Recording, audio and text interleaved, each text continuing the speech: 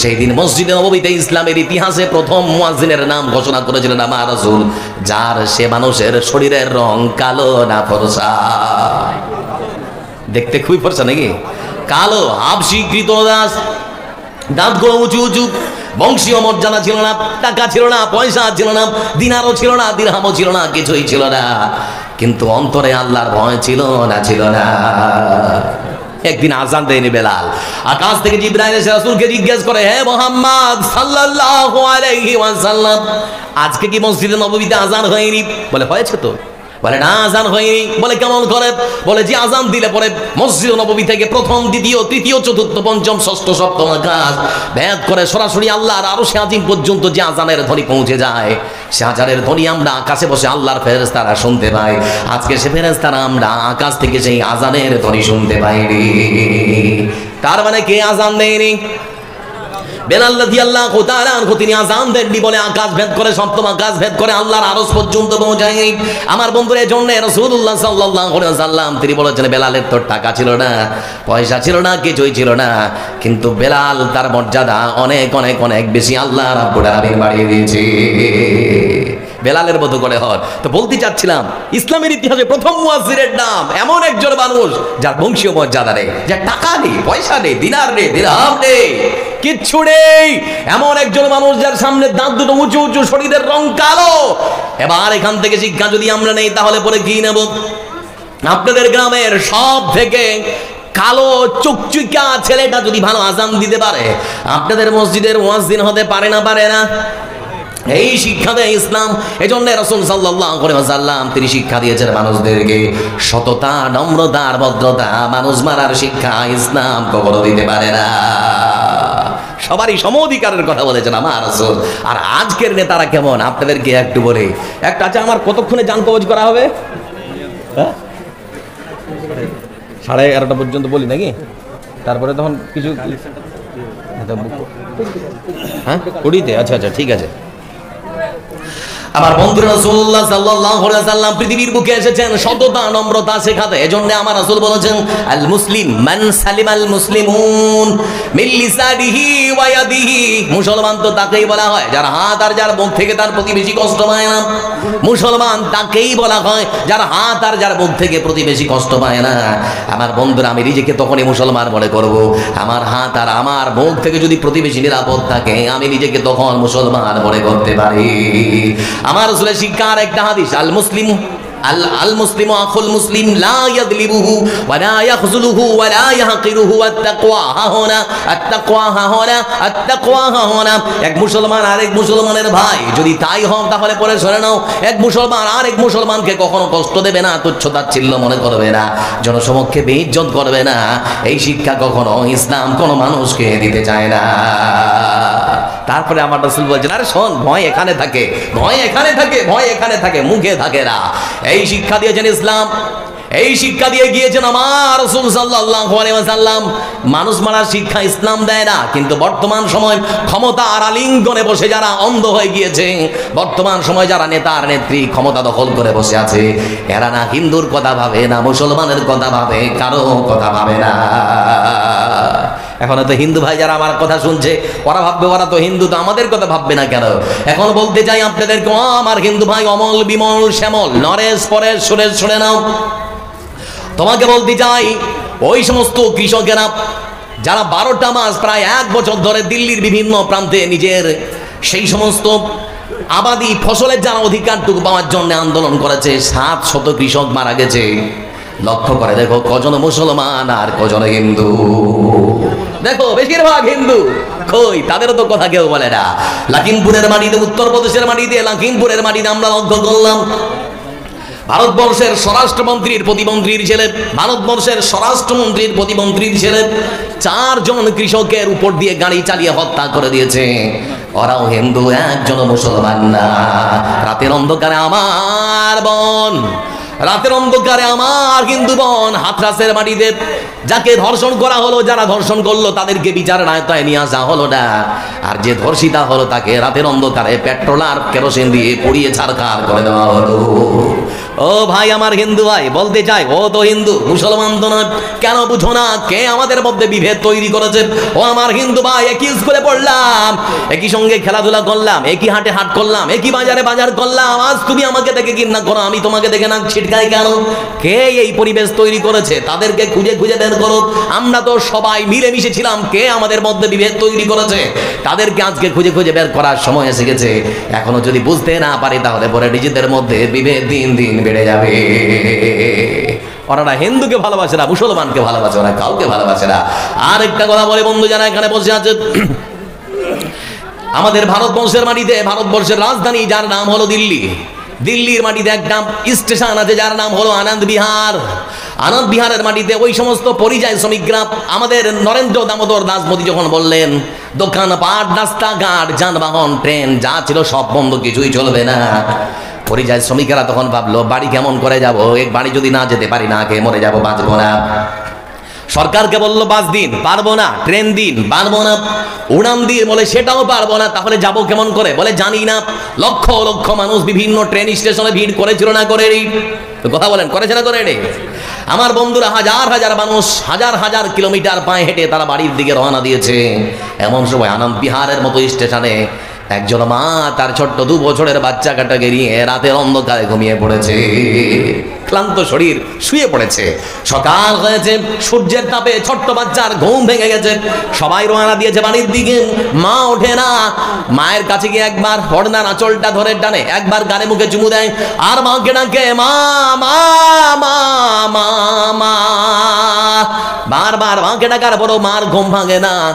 ছোট্ট বাচ্চা তো আর বুঝতে পারে না, মাকে যতই ডাকা হোক না কেন মার ঘুম আর কখনো ভাঙবে না, কারণ মা না ফেরার দেশে চলে গেছে। মার ঘুম থেকে মাকে কখনো আর জাগানো যাবে না।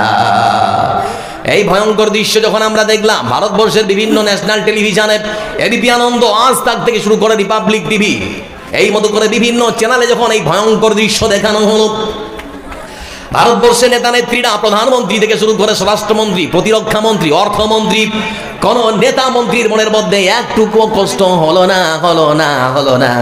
এজন্য হিন্দু ভাই আমার বলতে চাই, ওরা না হিন্দুর না মুসলমানের, ওরা কারোরই হতে পারে না। ওটা তো দিল্লির মাটিতে, আমাদের আমরা মুসলমানেরা মার খাচ্ছি অন্য জায়গায়, পশ্চিম বাংলার মাটিতেও মুসলমানেরা মার খাচ্ছে না, খাচ্ছে না? একটু জোরে বলেন, খাচ্ছে। ভাই বন্ধু আমার, মুর্শিদাবাদে কিছুদিন আগে আমরা দেখলাম সুতির মতো জায়গায় যেখানে 95% মুসলমান বাস করে, সেখানকার স্কুলের হেড টিচার কি করে বলে, মানে প্রেয়ার শেষ হয়েছে, প্রার্থনা শেষে দাঁড়িয়েছে, হেডমাস্টার তখন বলছে যে মুসলিম যুবতী মেয়েরা, তোমরা যারা হিজাব পরিহিত অবস্থায় এসেছো কাল থেকে আর আসবে না, না হলে কাল থেকে যদি আসো খাতা থেকে নাম কেটে দেবো, স্কুল থেকে তাড়িয়ে দেবো। মগের মুল্লুক পেয়েছেন নাকি? এখনো পশ্চিম বাংলা উত্তরপ্রদেশ হয়ে যায় রে, আর আমরা মুসলমান, আমাদেরকে খেপাবেন না। ইতিহাস পড়ে দেখুন, আমরা সেই মুসলমান, সংখ্যায় কম হতে পারি কিন্তু আল্লাহর সাহায্য আমাদের সঙ্গে সদা সর্বদা আছে, আছে না নেই? ওরা দেখতে চাইছে একটু ঘোঁচা মেরে যে এরা সত্যি ঘুমিয়ে আছে না জেগে আছে, এরা ঘুমিয়ে আছে না জেগে আছে। আমরা ঘুমিয়ে নেই, আমরা জেগেই আছি, কিন্তু আমরা শান্তিপ্রিয় মানুষ। ইসলাম আমাদেরকে শান্তির কথা শিক্ষা দেয়, এজন্যে আমরা আমাদের চরিত্র ঠিক রেখেছি, আমাদেরকে খেপাবার চেষ্টা করবেন না। ভাই বন্ধু আমার, রাসূলুল্লাহ সাল্লাল্লাহু আলাইহি ওয়াসাল্লাম তিনি পৃথিবীর বুকে এসেছেন সবারই জন্য সম অধিকারের কথা শিক্ষা দেওয়ার জন্য। রাসূলুল্লাহ সাল্লাল্লাহু আলাইহি ওয়াসাল্লাম পৃথিবীর বুকে এসেছেন, তিনি এজন্যই বলেছেন, ও আমার সাহাবারা, সাথীরা, শুনে নাও, ইসলাম শিক্ষা দেয় যারা ক্ষুধার্ত তাদেরকে খেতে দিতে হবে, আর যারা পিপাসার্ত তাদেরকে পান করাতে হবে। কিছু হলো নাকি? উত্তরপ্রদেশের মাটিতে যিনি এখন মুখ্যমন্ত্রী, নাম কি? যোগী আদিত্যনাথ। যোগী আদিত্যনাথের আমলে আমার একজন মাদ্রাসা পড়ুয়া ছোট্ট 12 বছরের বাচ্চা, যার নাম হলো আসিফ, সেই আসিফ খালার বাড়িতে ঘুরতে গিয়েছে, বাগানে ঘুরতে ঘুরতে ঘুরতে ঘুরতে কুয়োর কাছে পৌঁছে গিয়েছে, পিপাসা লেগেছে, বালতিটা নামিয়ে কুয়ো থেকে জল তুলে জল পান করেছে। দূরে দাঁড়িয়েছিল শঙ্কর দাস। শঙ্কর দাস কাছে এসে বলে, তোর নাম কি? বলে, আমার নাম আসিফ। বলে, তুই কি মুসলমান? বলে, হ্যাঁ। হাতটা এরকম করে ধরেছে, মাটিতে ফেলে দিয়েছে, বলে তোকে কে অনুমতি দিয়েছে? তুই কি জানিস না এটা হচ্ছে আমাদের ব্রাহ্মণ এলাকা, আর এটা ব্রাহ্মণদের কুয়ো, এখান থেকে দলিত যে সমস্ত হিন্দু তারাও পানি পান করার সুযোগ পায় না, ভয় করে। আর তুমি একজন মুসলমানের বাচ্চা হয়ে এখান থেকে কুয়ো থেকে জল পান করেছো, সাহস তো তোমার কম না। ছোট্ট বাচ্চা থরথর করে কাঁপছে, আর তখন বলছে ভাই ভুল হয়ে গেছে, ছেড়ে দাও না, ভুল হয়ে গেছে, ছেড়ে দাও না।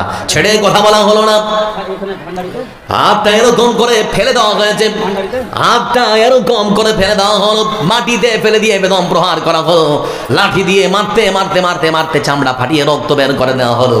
কিছুক্ষণের মধ্যেই ফেসবুক আর হোয়াটসঅ্যাপে ভিডিওটা আপলোড করা হলো। আমি তখন মনে মনে ভাবলাম, পৃথিবীর বুকে কোনো মানুষ যদি আর একজন নিরীহ মানুষকে এই মতো করে মারতে পারে, সে কখনো মানুষ হতে পারে না। ইসলামের শিক্ষা কি? পানি খেয়েছে বলে তুমি মানো? এবার ইসলামের শিক্ষাটা শুনে নাও। ইন্না ফিল জান্নাতি লাগুরফা ক্বাদ ইউরা যাহিরুহা মিন বাতিনিহা ওয়া বাতিনুহা মিন যাহিরিহা আ'আদ্দাহাল্লাহ লিমান আত'আমা আত-তা'আম ওয়া আলানা আল-কালাম ওয়া তাবি'a আস-সিয়াম ওয়া সাল্লা বিল-লাইলি ওয়ান-নাসু নিয়াম। রাসূল সাল্লাল্লাহু আলাইহি ওয়াসাল্লাম তিনি বলেছেন, পৃথিবীর মানুষেরা আরে শুনে নাও, জান্নাতের ভেতরে একটা স্পেশাল ঘর বানানো হবে, যার ভেতর থেকে বাইরে দেখা যায়, বাইরের থেকে ভেতরটা দেখা যায়, ভেতর থেকে বাইরে, বাইরের থেকে ভেতর, এত সুন্দর একটা স্পেশাল ঘর বানানো হবে। হে রাসূল, ওটা কাদের জন্য? কারা পাবে? কারা পাবে?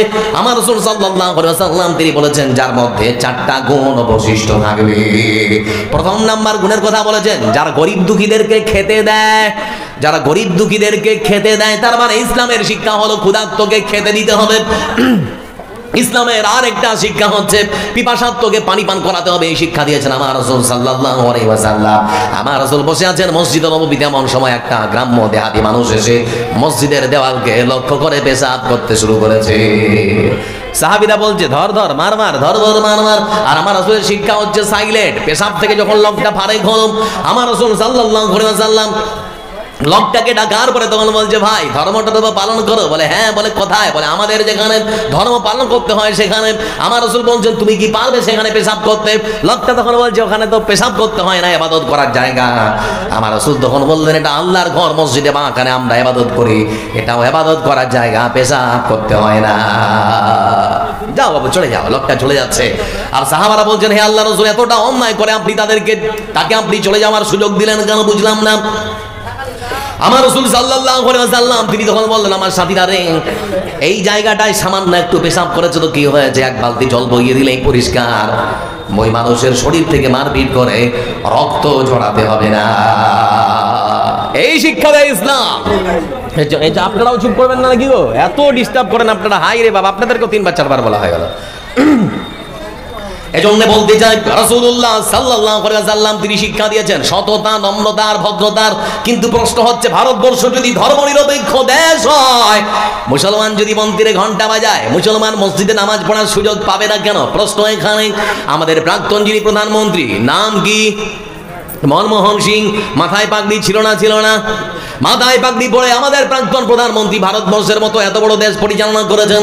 মাথায় পাগড়ি পরে তিনি সারা পৃথিবী ভ্রমণ করেছেন বিভিন্ন দেশে। তার বেলায় যদি কোনো দোষ না হয়, আমার বোনেরা, মুসলমানের মেয়েরা হিজাব পরে স্কুলে কলেজে যাবে, তাদের বেলায় দোষ হবে কেন? প্রশ্ন আমাদের এখানে, অন্য জায়গায় নয়। কোন শিখ ভাই আমার, যে সমস্ত শিখ ভাই আমার মাথায় পাগড়ি পরে স্কুলে কলেজে যায়, তাদেরকে কি পারবে মাথা থেকে পাগড়ি খুলতে? কেউ পারবে নাকি? কারো পক্ষে সম্ভব হতে পারে না।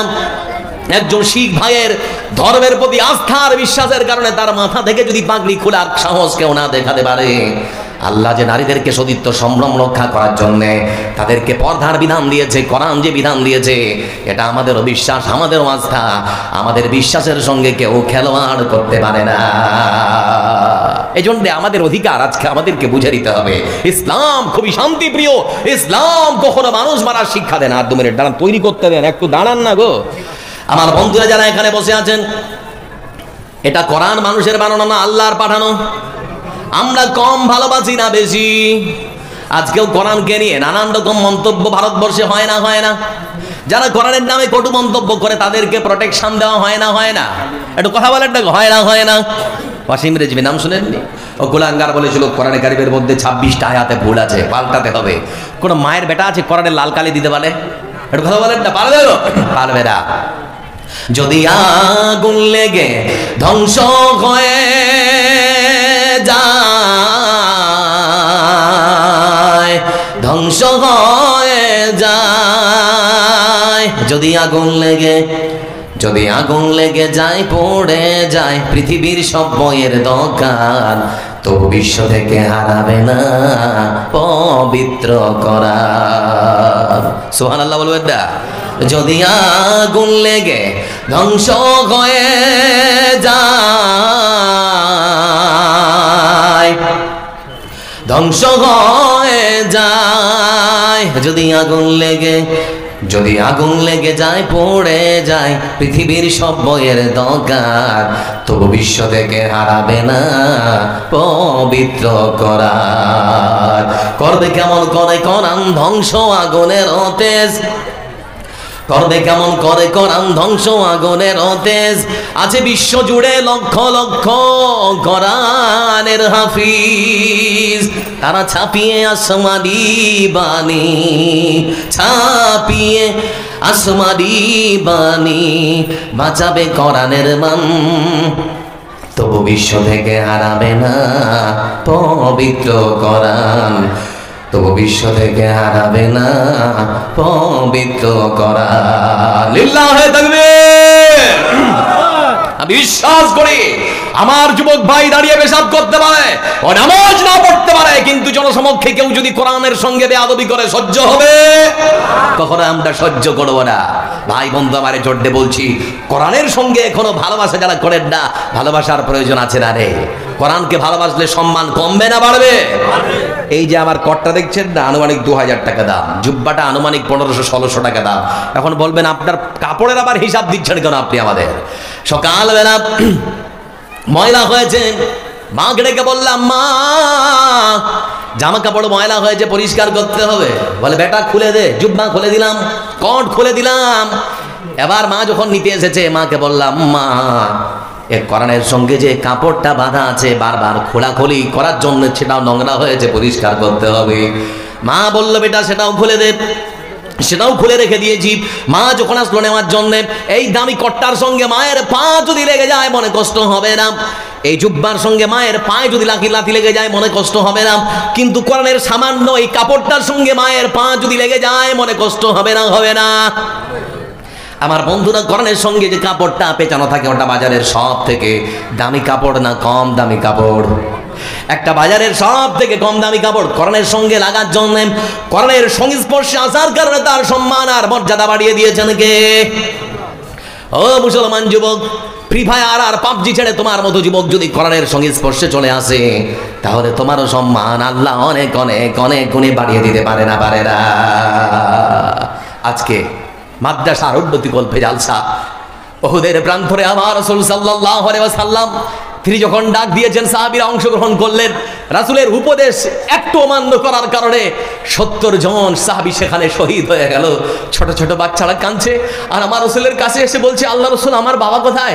আল্লাহ রাসূল আমার বাবা কি আসবে না? ছোট্ট বাচ্চাদের চোখের পানি মুছিয়ে দিয়ে আমার রাসূল সাল্লাল্লাহু আলাইহি সাল্লাম তিনি বললেন, আয় বাচ্চারা তোরা আমার বুকে আয়, তোদের বাবা নেই তো কি হয়েছে, আজকে তোদের বাবা আমি, আজ থেকে বাবার দায়িত্ব আমি পালন করব। ভাই আমার, এই মাদ্রাসায় অনেক এতিম বাচ্চা পড়ে, কারো মা নেই, কারো বাবা নেই, কারো মা বাবা দুটোই নেই।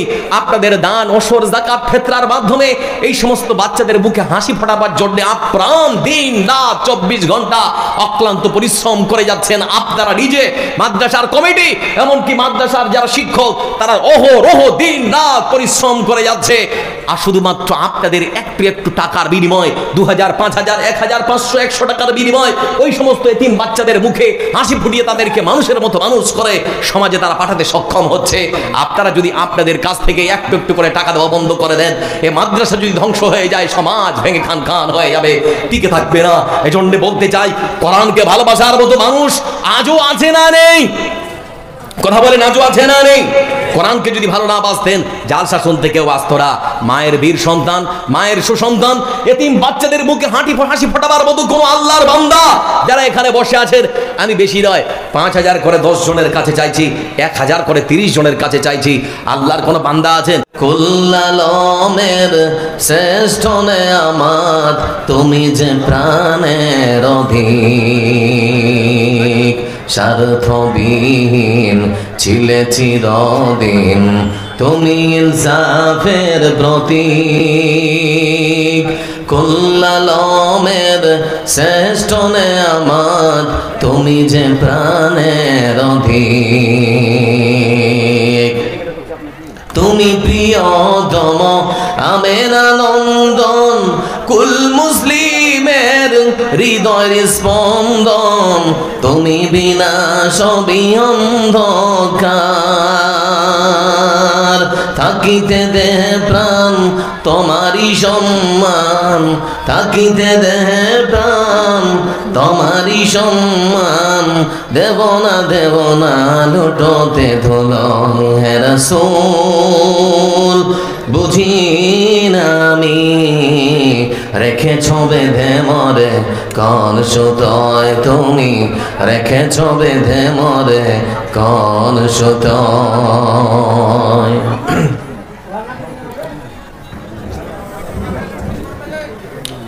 শ্রদ্ধা ভাজন আজকের সভার শ্রদ্ধেয় সভাপতি সাহেব, আমন্ত্রিত আজকের জলসার ওলামায়ে কেরাম, গণত্র এলাকার পিতৃবতুল্য কাকাজিরা, সমবয়স্ক ভাইয়েরা, একই প্যান্ডেলের পাশে বসা মা ও বোনেরা, আগত আজকের জলসায় যারা এসেছেন, যারা আসছেন, যারা আসবেন, যারা চলে গেছেন, আপনাদের সকলকে আমার পক্ষ থেকে আন্তরিক শুভেচ্ছা, প্রীতি ও অভিনন্দন বার্তা।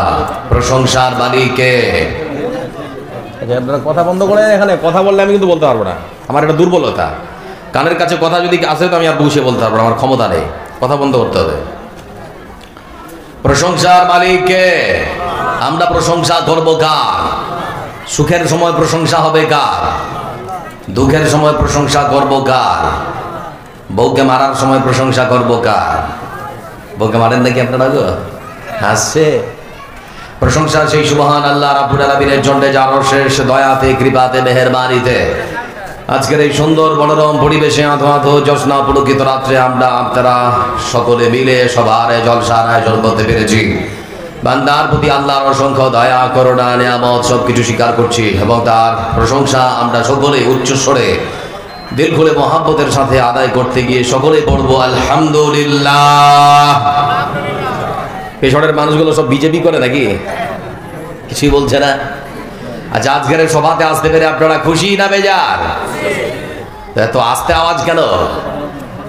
রাসূল সাল্লাল্লাহু আলাইহি সাল্লাম তিনি বলেছেন, কেউ যদি আল্লাহর প্রশংসা দিল খুলে মহাব্বতের সাথে আদায় করে, তামলাউল মিজান, তাহলে হাসরের ময়দানে আল্লাহর সে বান্দার আমলের দাঁড়িপাল্লাকে ভারী করে দেওয়া হবে। লাভ হবে না ক্ষতি হবে? আমরা আরেকবার আল্লাহর প্রশংসা আদায় করবো, সকলেই পড়বো আলহামদুলিল্লাহ।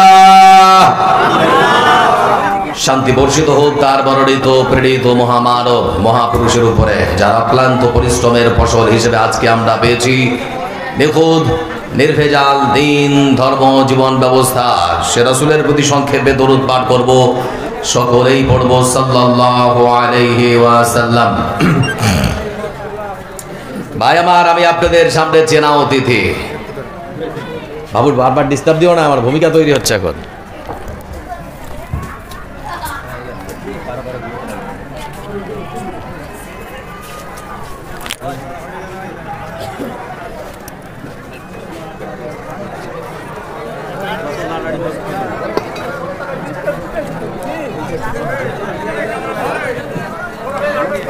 এটা যদি দাও না তো এর লট ফের এস হইবে না। দেখো কি নাম তোমার? নাম বাপুর মণ্ডল। এটা এটা একদম কাছে করো না তো উল্টে পড়বে।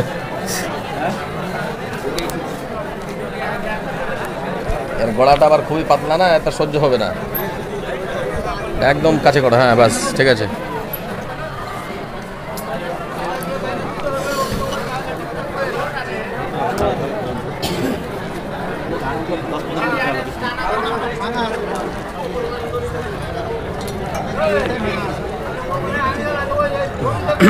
ভাই লক্ষ্য আপনার আচ্ছা ঠিক আছে, একটু চুপ করে বসুন।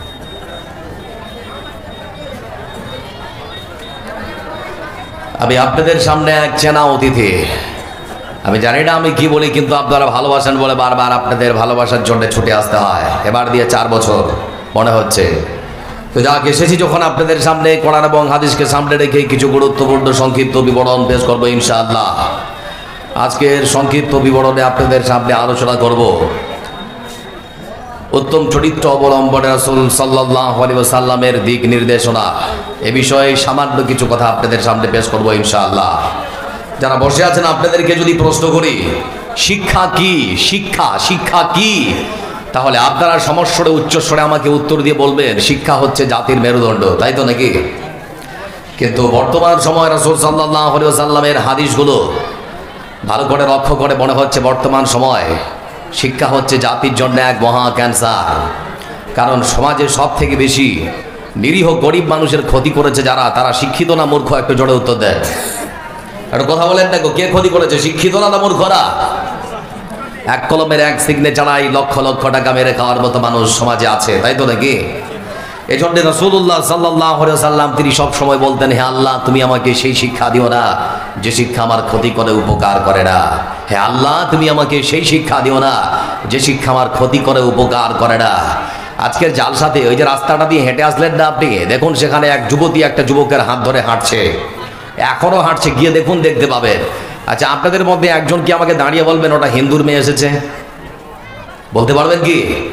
না, তারপরও হাঁটছে কেন? আসল শিক্ষার অভাব, সেজন্য। আপনারা কি বলছেন? এজন্য রাসূলুল্লাহ সাল্লাল্লাহু আলাইহি ওয়াসাল্লাম তিনি বলেছেন, হে আল্লাহ তুমি আমাকে সেই শিক্ষা দিও না যে শিক্ষা আমার ক্ষতি করে উপকার করে না। 6 মাসের ছোট্ট বাচ্চাটাকে মা কোলে নিয়ে দাঁড়িয়ে আছে, আর সকালবেলা বাবা কাজে যাচ্ছে। বাবা যখন দূরে চলে গেছে তখন মা শেখাচ্ছে ছোট্ট 6 মাসের বাচ্চাটাকে, বলে বেটা বল টাটা বাই বাই, টাটা বাই বাই, বলে না? কথা বলবে না, বলছে না? তো আমি আপনাদেরকে বলছি, যদি আপনারা প্রমাণ দিতে পারেন যে টাটা বাই বাই বললে পরে ডেকে হয়, তো কাল থেকে আমি আমার বাচ্চাকে আর সালাম শেখাবো না, টাটা বাই বাই শেখাবো। কিন্তু আমি যদি আপনাদেরকে প্রমাণ দিতে পারি যে না, টাটা বাই বাই দিলে নেকি হয় না বরঞ্চ গুনাহ হয়, রাসূলকে উপেক্ষা করা হয়, অবমাননা করা হয়, অপমান করা হয়, তাহলে কাল থেকে আপনার বাচ্চাকে সালাম শেখাতে হবে, আর আপনি টাটা বাই বাই এর শিক্ষা দিতে পারবেন না। কেন? সব শিক্ষা মানুষের যে ক্ষতি করে উপকার করে না, ক্ষতি যে করে তার প্রমাণ হচ্ছে এটা। ভাই বন্ধু আমার, যারা এখানে বসে আছেন আপনাদেরকে প্রশ্ন করছি, মুসলমান যারা আমরা সংখ্যায় কম হতে পারি, কিন্তু আমাদের একজন সাহায্যকারী আছে, তিনি কে? এটা বিশ্বাস করি না? আচ্ছা, আপনাদের এই বাহির কাপে করোনা যখন সারা পৃথিবীকে স্তব্ধ করে দিয়েছে, আপনাদের এই বাহির কাপ গ্রামে কজন মুসলমান করোনা আক্রান্ত হয় মারা গেছে আমাকে পরিসংখ্যান দিতে পারেন? তাহলে আর কি করে আপনারা বুঝবেন যে আল্লাহ চাইছেন তোরা শুধু মসজিদে ঢুকে যা, কিন্তু ঢুকতে পারছে না।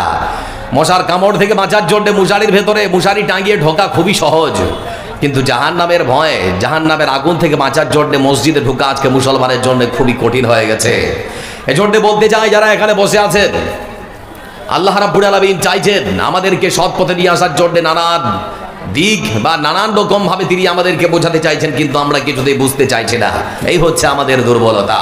তো ভাই বন্ধু আমার, আজকে লক্ষ্য করে দেখুন, ভারতবর্ষের যে সংবিধান, ভারত স্বাধীনতার পর ভারতের যে সংবিধান যিনি লিখেছেন, ভারতবর্ষের মাটিতে জাতি ধর্ম বর্ণ দল মত নির্বিশেষে হিন্দু জৈন বৌদ্ধ খ্রিস্টান সাঁওতাল মুচি মেথর ডম যা আছে সবারই কথা ভারতবর্ষের সংবিধানে লেখা আছে না নেই? আছে। ভারতবর্ষের সংবিধানের 25 নম্বর ধারায় লেখা রয়েছে, মুসলমানেরা মসজিদে নামাজ পড়বে, হিন্দুরা মন্দিরে ঘন্টা বাজাবে, খ্রিস্টানেরা তাদের ধর্ম যে জায়গায় পালন করে সেখানে তারা ধর্ম পালন করবে, কেউ কারো ধর্মের প্রতি হস্তক্ষেপ চালাতে পারবে না। কিন্তু আজকে ভারতবর্ষের মাটিতে মুসলমানদেরকে নানান ভাবে হেনস্থা করা হচ্ছে না? একটু জোরে উত্তর দেন ভাই আমার। ভারতবর্ষের মাটিতে কিছুদিন আগেই আমরা দেখেছিলাম কর্ণাটকের মাটিতে আমার বোন মুস্কান হিজাব পরিহিত অবস্থায় তার শরীর থেকে হিজাব খোলার জন্য এক সূক্ষ্ম পায়তারা শুরু করেছিল, কিন্তু হিজাব কি খুলতে পেরেছে? যে মুস্কানকে দুনিয়া চিনত না, সে মুস্কানকে ক্ষণিকের মধ্যে সারা পৃথিবী জুড়ে আল্লাহ রাব্বুল আলামিন ভাইরাল করে দিয়েছে। আল্লাহ কি না পারে, বুঝতে পারছেন না? তা আপনার মেয়েটাকে মুস্কান করে তৈরি করুন, আল্লাহ আপনার তাকদীর পাল্টে দেবে। ভাই বন্ধু আমার, এই জন্য আল্লাহর কাছে দোয়া করে রাব্বুল আলামিন প্রত্যেকের ঘরে ঘরে অন্তত একটা করে মুস্কানের তুমি জন্ম দিও, যাতে করে আমাদের সমাজ বদলে যায়। এটা দোয়া করিও সবাই আমরা মিলে। ভাই বন্ধু আমার, যেদিন মুস্কান হিজাব পরিহিত অবস্থায় কলেজে ঢুকছে, আর ওদিকে 40-42 জন যুবক তারা গেরুয়া টুপি আর গামছা পরে জয় শ্রীরাম ধ্বনি দিয়ে তাকে ভয় দেখাতে চেয়েছিল। কিন্তু আমরা তো সেই মুসলমান যারা মুতার যুদ্ধ করেছে, খাইবার করেছে, খন্দক করেছে, উহুদ করেছে, বদর করেছে। আমরা সংখ্যায় কম হতে পারি, কিন্তু মুসলমান আল্লাহ ছাড়া কাউকে ভয় করি, আল্লাহ ছাড়া কাউকে ভয় করে না।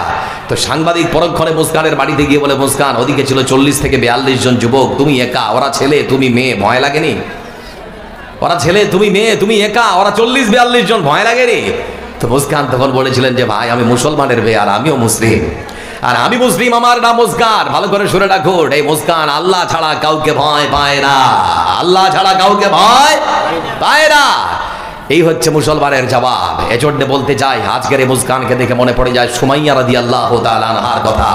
আবু জেহেল বলছে, সুমাইয়া মোহাম্মদকে গাল দে, না হলে মেরে ফেলবো। তো সুমাইয়া তিনি বলছেন যে মনিব, মালিক, আপনি যদি আমাকে মেরেও ফেলেন, আল্লাহর পক্ষ থেকে মোহাম্মদকে যে ধর্ম দিয়ে পৃথিবীর বুকে পাঠিয়েছেন আল্লাহ রাব্বুল আলামিন, আর তার ধর্ম গ্রহণ করার পর মনের মধ্যে যে শান্তি পেয়েছি, হাসি মুখে মরণ স্বীকার করব, কিন্তু মোহাম্মদকে গাল দেওয়া আমার পক্ষে সম্ভব নয়। এজন্য তিনি হাসি মুখে মরণ স্বীকার করেছেন, কিন্তু মুহাম্মদ সাল্লাল্লাহু আলাইহি ওয়াসাল্লামকে তিনি গাল বন্ধ করেননি।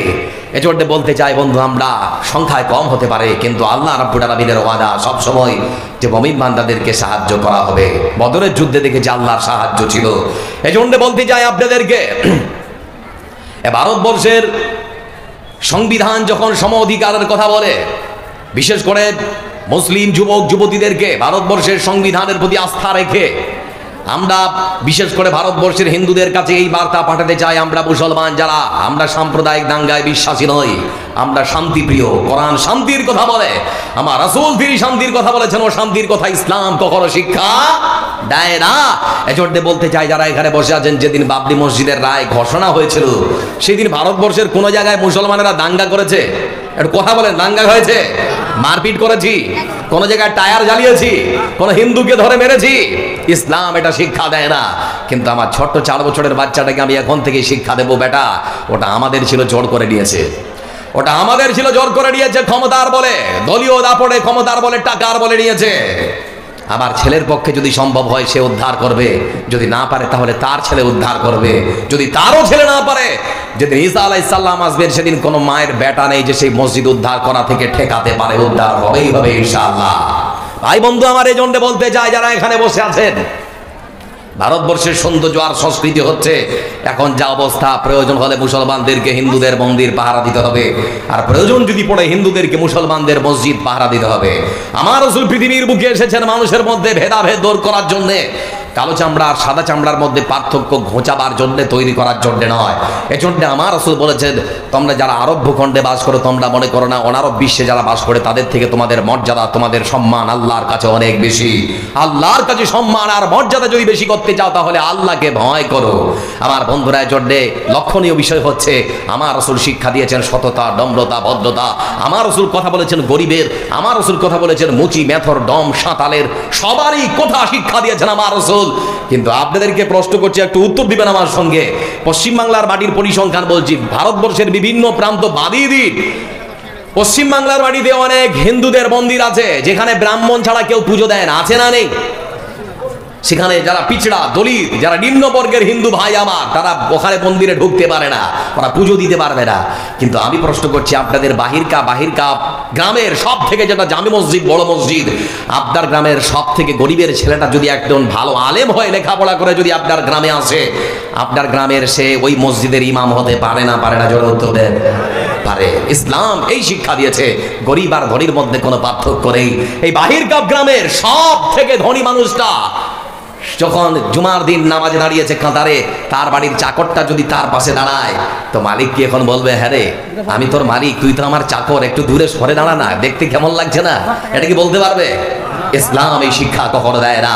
মালিক আর চাকর পাশাপাশি কাছাকাছি নামাজ পড়বে, কেউ কাউকে ঘৃণার নজরে তাকাতে পারবে না। এই শিক্ষা দিয়েছেন আমার রাসূল সাল্লাল্লাহু আলাইহি ওয়াসাল্লাম।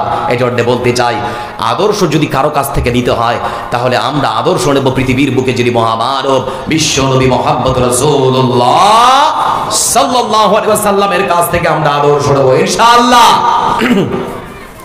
আল্লাহ রাব্বুল আলামিন তিনি বলেন, وإنك لعلى خلق عظيم। হে রাসূল, আপনার মতো মহত্তম চরিত্রের মানুষ পৃথিবীর বুকে আর কেউ কখনো হতে পারে না। নিশ্চয়ই আপনি একজন মহত্তম চরিত্রের অধিকারী। রাসূলুল্লাহ সাল্লাল্লাহু আলাইহি ওয়াসাল্লাম চরিত্রের সার্টিফিকেট পেয়েছেন পৃথিবীর বুকে কোনো স্কুলের হেডমাস্টারের কাছে নয়, কলেজের কোনো প্রফেসরের কাছে নয়, পৃথিবীর বুকে কোনো গণ্যমান্য ব্যক্তির কাছে নয়, কোনো নেতা নেত্রীর কাছে নয়, বরং আমার রাসূল সাল্লাল্লাহু আলাইহি ওয়াসাল্লামকে চরিত্রের সার্টিফিকেট যিনি তুলে দিয়েছেন তিনি হলেন সপ্তম আকাশ আরশ আজিমের মালিক মহান সত্তা আল্লাহ রাব্বুল আলামিন। আল্লাহর পক্ষ থেকে আমার রাসূলকে চরিত্রের সার্টিফিকেট তুলে দেওয়া হয়েছে। এজন্য রাসূলুল্লাহ সাল্লাল্লাহু আলাইহি ওয়াসাল্লাম তিনি আবার নিজেই বলেছেন, বইস্তলে উতাম্মিমা মাকারিমাল আখলাক। এই পৃথিবীর বুকে চরিত্রহারা মানুষদের চরিত্র তৈরি করে দেওয়ার জন্য আমি আল্লাহ রাব্বুল আলামিনের পক্ষ থেকে এসেছি। আল্লাহ রাব্বুল আলামিনের পক্ষ থেকে আমাকে চরিত্রের পূর্ণতা দিয়ে পৃথিবীর বুকে প্রেরণ করা হয়েছে। যারা চরিত্রহারা তাদের চরিত্র তৈরি করার জন্য আমি এসেছি। আয়েশা রাদিয়াল্লাহু তাআলা আনহা বিশ্বনবী সাল্লাল্লাহু আলাইহি ওয়াসাল্লামের একমাত্র কুমারী স্ত্রী আয়েশা রাদিয়াল্লাহু তাআলা আনহাকে তিনি বলতেন, আয়েশা রে, আমার সম্পর্কে তোমার কাছে কেউ যদি বলে মুহাম্মদের চরিত্র কেমন, তার আচার কেমন, ব্যবহার কেমন, দিনের বেলায় যা দেখো, রাতের বেলায় যা দেখো, মানুষ জানতে চাইলে সব খুলে করে বর্ণনা করে দাও। মাল স্বামীটা কেমন, স্ত্রী ছাড়া ভালো কে জানে? কেউ জানে নাকি? সব থেকে ভালো যদি জানে কেউ তাহলে কে? স্ত্রী। আমার বন্ধুরা, জন্য রাসূলুল্লাহ সাল্লাল্লাহু আলাইহি ওয়াসাল্লামের চরিত্র সম্পর্কে আয়েশা রাদিয়াল্লাহু তাআলা আনহা তাকে যখন কেউ প্রশ্ন করতো রাসূলের চরিত্র কেমন, আয়েশা রাদিয়াল্লাহু তাআলা আনহা তিনি বলতেন, আল্লাহর কোরআনটা যেমন আমার রাসূলের চরিত্রটা হলো সেরকম। তার মানে কোরআনে আল্লাহ যা বলেছে আল্লাহ রাসূল তাই করেন, তিনি কমও করেন না, বেশিও করেন না। কোরআনে যা আছে তিনি তাই করেন। ভাই বন্ধু আমার, এজন্য আল্লাহ রাব্বুল আলামিন তিনি কোরআনে কারীমের মধ্যে বলেছেন, ওয়া মা আরসালনাকা ইল্লা রাহমাতাল লিল আলামিন। হে রাসূল, আমি আপনাকে সারা পৃথিবীর জন্য করুণা স্বরূপ, রহমত স্বরূপ প্রেরণ করেছি। সারা পৃথিবীর জন্য আমি আপনাকে করুণা আর রহমত স্বরূপ প্রেরণ করেছি। এই পৃথিবীর বুকে রাসূল সাল্লাল্লাহু আলাইহি ওয়াসাল্লাম সারা পৃথিবীর জন্য তিনি এসেছেন, মানুষের জন্য, জীবজন্তু জানোয়ারের জন্য।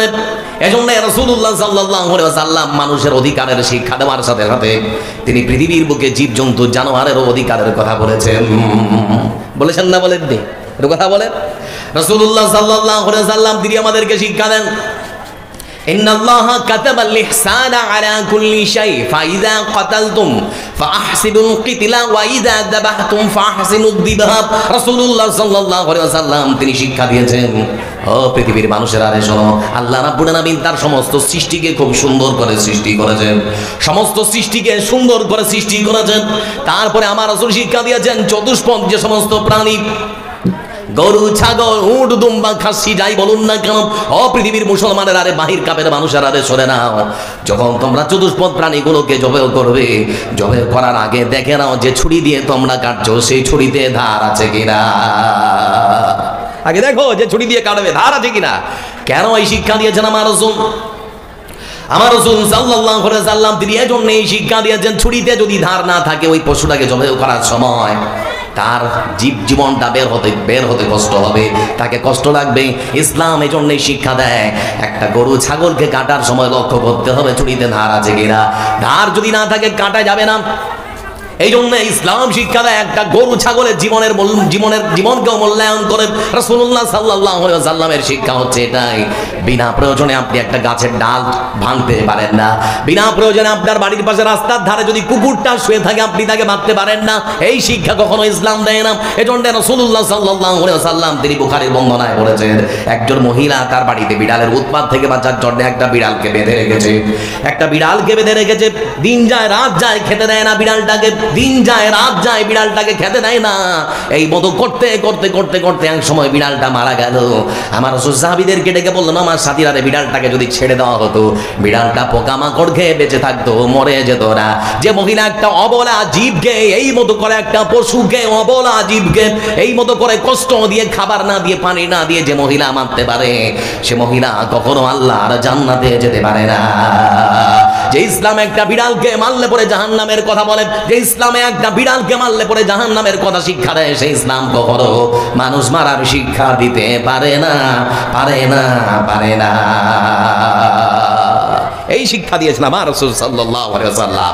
ভাই বন্ধু আমার, এবারে আল্লাহ রাব্বুল আলামিন আরেক আয়াতে বলেন, ওয়া মা আরসালনাকা ইল্লা কাফাতাল লিন্নাস বাশীরান ওয়া নাযীরা ওয়ালাকিন্না আকসারান নাস লা ইয়ালামুন।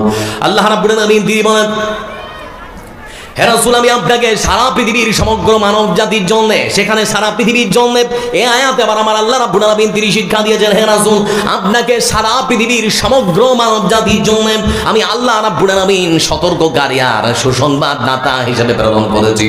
ওয়ালাকিন্না আকসারান নাস লা ইয়ালামুন, কিন্তু পৃথিবীর বুকে অধিকাংশ মানুষ বোঝে না, জানে না, জানারও চেষ্টা করে না। আপনাদেরকে যদি প্রশ্ন করি যে রাসূল কি শুধু মুসলমানদের জন্য নাকি? আচ্ছা, এদের কেলকালানটা কমবে না? এত যে বললো, লজ্জা শরম কি কিচ্ছু নেই, সব বিক্রি করে গেছে নাকি? জি, হায় হায় হায়, ছি ছি ছি ছি ছি ছি ছি, এতক্ষণ ধরে যে মৌলানা এতগুলো কথা বললো, একটাও কি এখানে ঢুকলো না? কারণ এটা স্বামীকে তাহলে কি অবস্থায় রেখেছে আপনারা বুঝতে পারছেন? স্বামীকে কি অবস্থায় রেখেছে বুঝতে পারছেন? এইখানে এসে যদি চিৎকার করে, তাহলে বাড়িতে কি অবস্থা, জাহান্নাম করে রেখেছে বাড়িটাকে। আল্লাহ রাব্বুল আলামিন এজন্যই তিনি শিক্ষা দিয়েছেন, হে রাসূল, আমি আপনাকে সারা পৃথিবীর সমগ্র মানব জাতির জন্য, সারা পৃথিবীর সমগ্র মানব জাতির জন্য আমি আল্লাহ রাব্বুল আলামিন আপনাকে সতর্ককারী আর সুসংবাদদাতা হিসেবে প্রেরণ করেছি। আমার রাসূল কি শুধুমাত্র মুসলমানদের জন্য নবী হয় পৃথিবীর বুকে এসেছেন নাকি? কথা বলেন না, শুধু কি মুসলমানদের জন্য না, তিনি সারা পৃথিবীর সমস্ত জাতি, ধর্ম, বর্ণ, দল, মত নির্বিশেষে সবারই জন্য পৃথিবীর বুকে নবী এবং রাসূল হয়ে এসেছেন, তাই তো নাকি? এজন্য রাসূল সাল্লাল্লাহু আলাইহি ওয়াসাল্লামের জিজ্ঞাসা হলো, ও বাহির গ্রামের মানুষেরা শুনে নাও, গ্রামটা তোমাদের অনেক বড়, তোমাদের গ্রামে তোমরা মুসলমানেরা সংখ্যায় বেশি, তোমরা হলে সংখ্যা গুরু।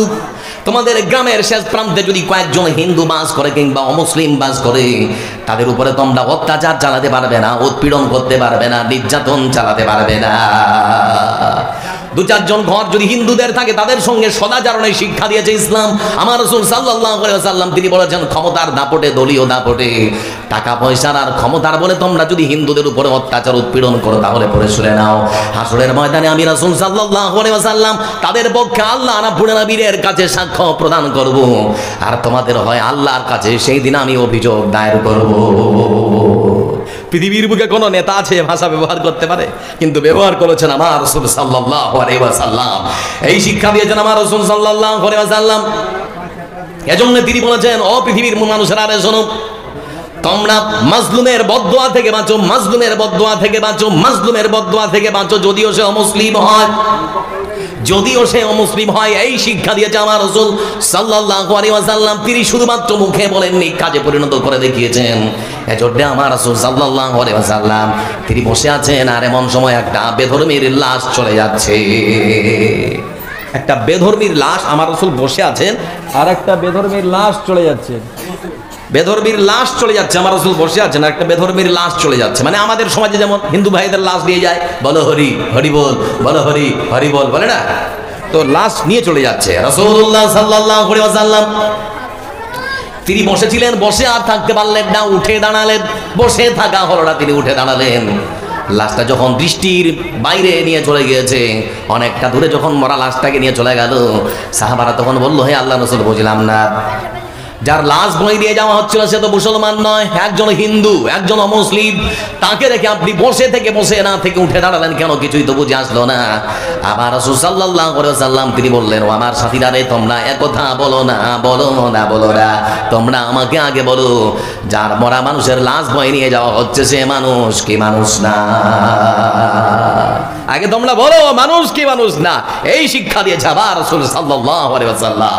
এজন্য রাসূলুল্লাহ সাল্লাল্লাহু আলাইহি ওয়াসাল্লাম ওয়াসাল্লাম তিনি বলেছেন ইন্নাল্লাহা লা ইয়ানজুরু ইলা সুওয়ারিকুম ওয়া আমওয়ালিকুম ওয়ালাকিন ইয়ানজুরু ইলা কুলুবিকুম ওয়া আমালিকুম।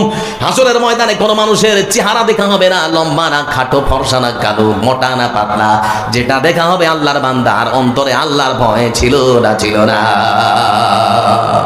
আজকে আমি আপনাদেরকে শোনাতে চাইছি যে আমার রাসূল শিক্ষা দিয়েছেন সবারই সম অধিকারের কথা, গরিব ধনী ফকির মিসকিন সবারই সম অধিকারের কথা বলেছেন আমার রাসূল সাল্লাল্লাহু আলাইহি ওয়াসাল্লাম।